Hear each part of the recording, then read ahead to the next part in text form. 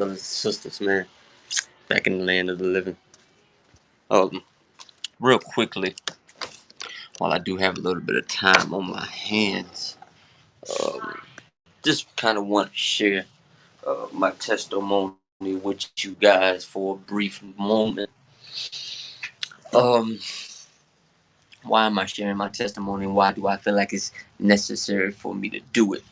Um, I'm sharing my testimony first and foremost because, again, that the Lord is wonderful. That I wasn't always at this point. I'm gonna keep it real with you. I wasn't always here. I didn't always have the Bible here and prophecy books and doing all these things. I never was always doing this, but one thing I did have to learn, one thing I do know now, even where I am now, is because again that the Lord has took me to a place where I decided that I wanted to be.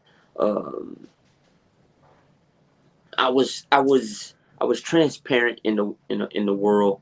I would say, um, let's make sure my frequency here and everything is good. When I say transparent, I was I was well known to a point. Um, coming out of high school, I had a lot of people that knew me for who I was. They knew that I played football in middle school. I played football in elementary. Pretty much played football for about 13 years. I was well known in that area of playing football and being productive in that. Um, and as time grew on, I kind of got to the point where I was born here in Jacksonville, Florida. Let me rewind a little bit. I was born in Jacksonville, Florida. I didn't always have what I have now. Um, my dad and was a hard-working man. He fought hard. He understood what it meant to be self-preservation, meaning he understood what it meant to be able to take care of yourself as a man first, be able to take care of your family, be able to provide for your family. My dad instilled that in me at that time. So as me growing up as my dad called a young bambino, as I grew up as a young man, I didn't have a mother in my life. My mother did exist. She was alive at that time, but things kind of happened in the realm of that to where my mother wasn't in my life. So my father took care of me. My father did the best he could. He's a wonderful father here on earth. God blessed me with a wonderful dad. Now there were some things I had to go through in life that I didn't truly felt that it was need be for me to go through it. You know, you ever been through something where you're like, man, why am I going through this? Hell, like this ain't even for me. I'm young. I ain't got no reason to be going through this, but I'm going through it.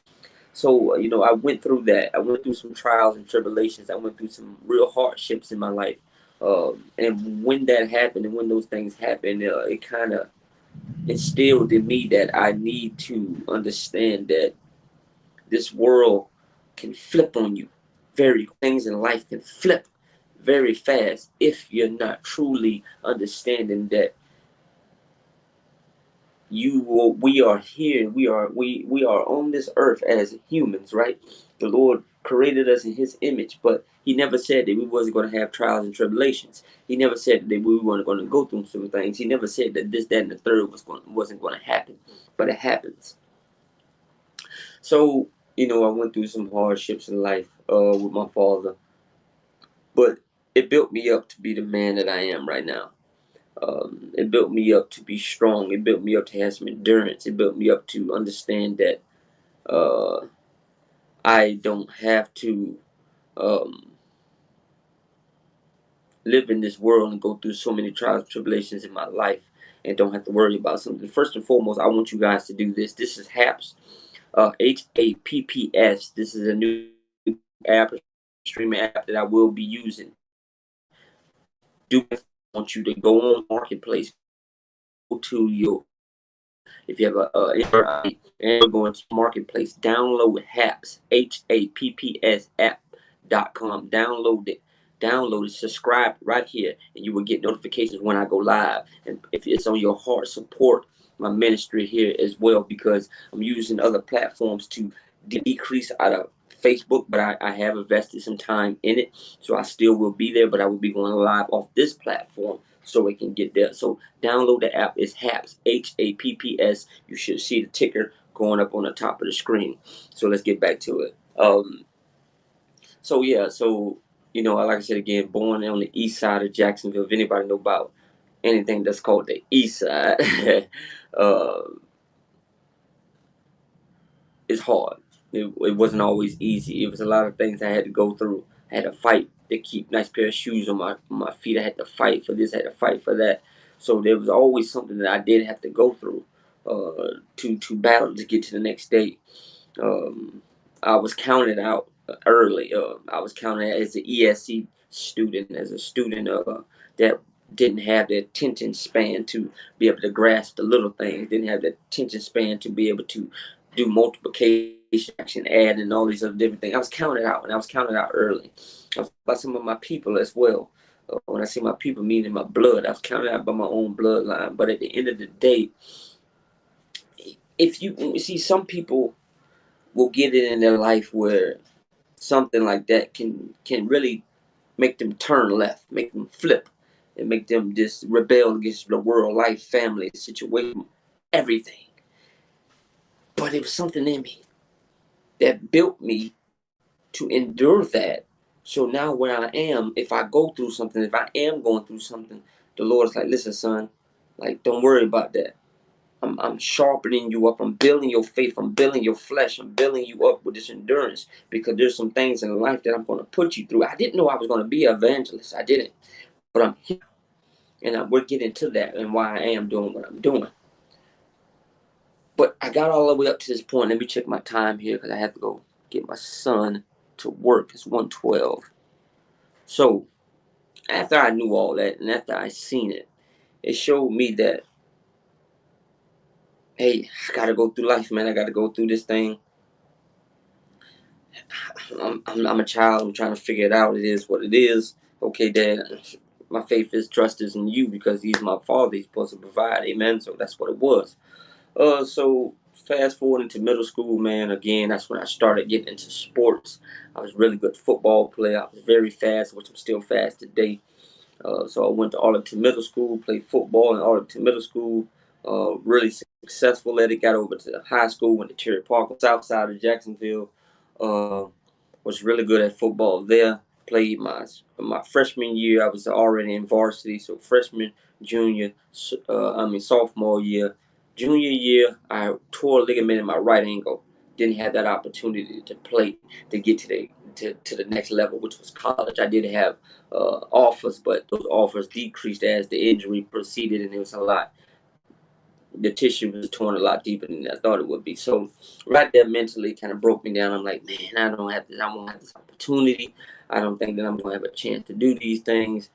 My life is pretty much shot. I gotta go get a job. So I went and got a job.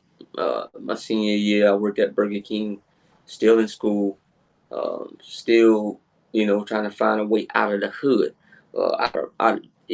People don't understand, a lot of folks don't understand what poverty looks like.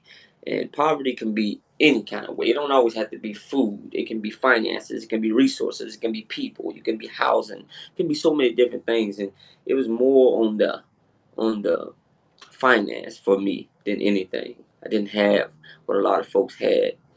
But the Lord always was in the midst, even when Dad couldn't do what Dad really wanted to do. There's always somebody in the midst that helped Dad out, that helped me out. They see me as a very humble young man, and they did what they needed to do to make sure I had when Dad couldn't do. And even with that, that was humbling to see that people out here really do care. And that was then. That was back in the early 90s. I was born in 86.